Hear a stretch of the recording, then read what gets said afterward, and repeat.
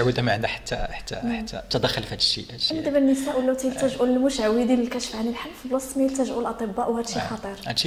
هادشي اللي قد ياثر سلبيا على صحه السيده. يعني قد المشعوذ يلتجئ لبعض الطريقات بالشفاء، ما نقدرش نقول لك باش يمكن يشافيها، تكون تيضربوا بابا تيبقاو يحرقوه، قد يعطيو مسائل ماديه سوائل يمكن تشربهم، هادشي كله يمكن ياثر على السيده.